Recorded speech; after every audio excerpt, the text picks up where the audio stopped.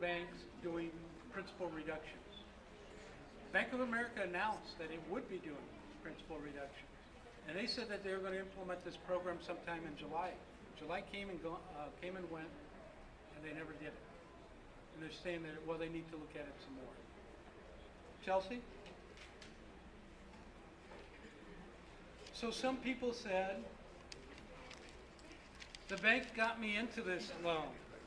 They should have known better. They should have known that with my stated income, or it may have been the flat-out ninja loan. Does everybody know what a ninja loan is? Never heard of a ninja loan? No. No income, no job, or assets. Ninja, right? It's an acronym.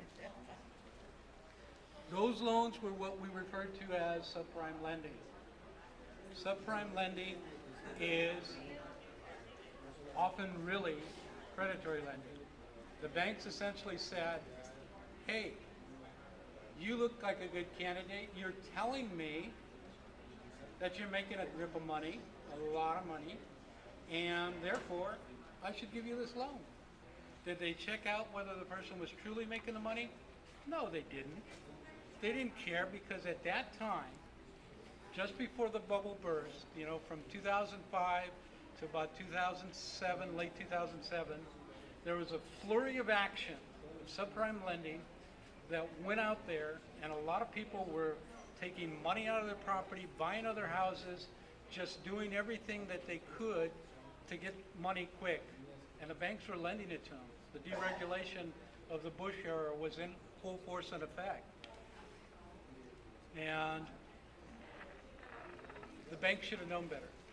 That's essentially the argument that a predatory lending lawsuit is. The banks should have known better. They should have protected me from getting into this loan. They essentially knew that I would not qualify, and they knew that the loan was going to adjust, what they call recasting or adjusting, within a 3 to 5 year period, and I was not going to be able to pay this. And they didn't care. They didn't care, because they got the money up front. They got their commissions, the brokers and the lenders, they got their commissions up front. And they got you on the hook for some very bad loans.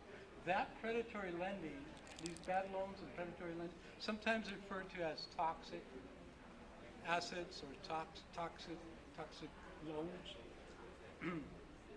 Those things are out there. They're still out there.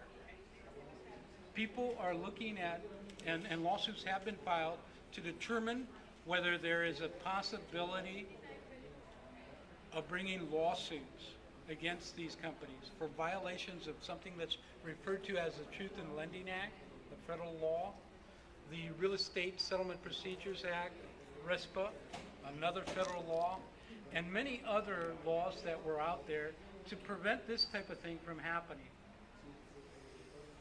That is an option. The problem with the predatory lending lawsuits is that they're very expensive.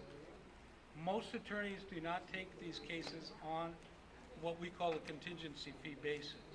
Contingency fee bases are typical when you have a personal injury, a car accident, you get hurt in a car accident, you go to an attorney, the attorney says, okay, I'll charge you 1/3 and of whatever I